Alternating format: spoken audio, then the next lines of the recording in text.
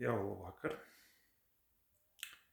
Pie mums šodien jau ir otrais video pēc kāds, bet gribēju padalīties ar vēl vienu video, lai nebūtu pēc tam jātaisa gari, jo pārsvarā patīk cilvēkiem īsi video.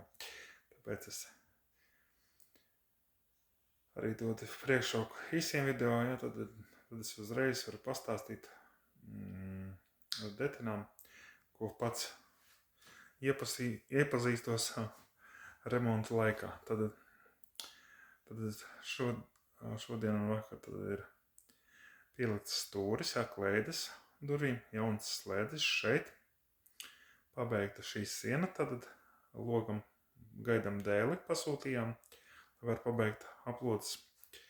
Tad šeit pielikta rozeta, kas bija tur karājās, un tālāk te uzlikām trīnieku, arī jauns slēdžus.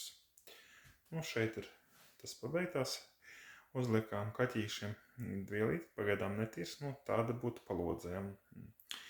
Jo, noteikti varbūt jākrāso būtu, bet to, kad būs ārā jau vasara, lai ātrāk žūst, jo citi nepanes smaku. Tātad vēl bija domājis, tā laikam, ar fokusu, tad bija domāts it kā man līstīts, bet man nepiekrita.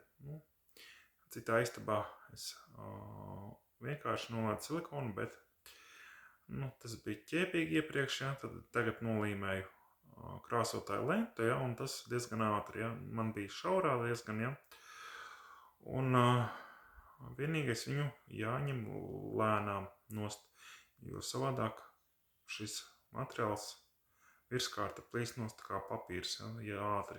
Ne visur, bet citās vietās. Tad, ja jūs tāpat darat, esiet piesardzīgi ar krāsotāju lentu. Viņa visur nedara, bet, tad es jau biju dabūjis mācību, kad iepriekš taisīju, tad te vēl šos jātaisa, viņas man izbeidzās tā šaurā, un redziet, kādas šuvis izveidojās, pat cik griezti gari dēļ ir.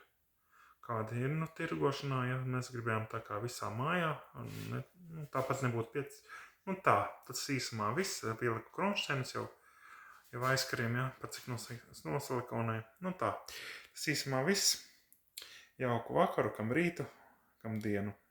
Visu labu un līdz nākamajam video. Varbūt rīt parādīšu, ko šodien vēl biju paveicis. Tādi nelieli, bet man tas prieku radīja. Dviņu liesmas sievas prasīties darbiņš. Labi, visu labu!